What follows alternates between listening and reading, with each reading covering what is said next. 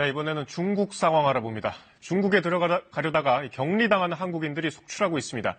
일부 지역에서는 방역을 위한 것이라고 보기에는 조치들이 좀 과하고 일부 한국인 혐오 현상도 우려스러운 수준이라고 합니다. 베이징 연결합니다. 최영원 특파원, 이 베이징 주변 도시에서도 한국인들이 강제 격리되고 있다고요?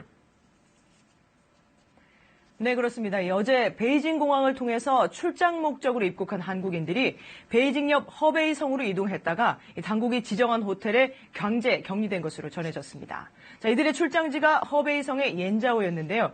저희가 당국에 확인해 보니까 이 지역에서는 고정된 거주지가 있든 없든 해외에서 오면 무조건 14일 강제 격리하는 것으로 최근 조치가 바뀌었습니다. 지난 26일 베이징에서는 신규 확진자가 10명, 허베이성에서는 5명 나왔습니다. 우한이 있는 후베이성을 제외하고 신규 확진자가 한 자릿수로 이어가던 추세가 깨진 건데요. 한국 내 급속한 확산세와 맞물려 수도 베이징과 주변 지역에서도 입국자들에 대한 통제 조치를 강화하고 있습니다. 지난 24일부터 지금까지 중국 전역에서 강제 격리당한 한국인들은 300명을 넘어선 것으로 보입니다. 한국의 기피 현상 아까 말씀드렸는데 이게 우려스럽다는 표현을 쓸 정도인가요? 네, 그렇습니다.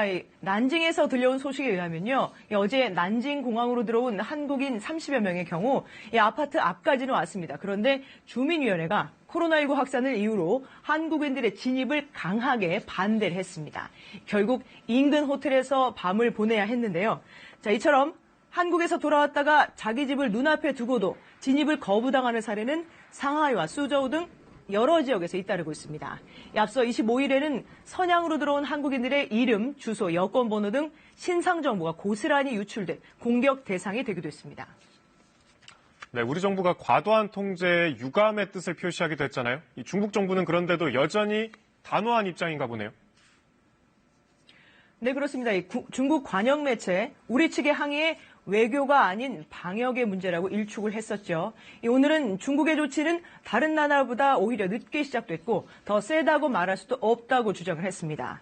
한국 일부 매체와 네티즌이 중국을 원망하고 있지만 너무 신경 쓸 필요가 없다면서 통제 강화에 연일 방어막을 치고 있습니다.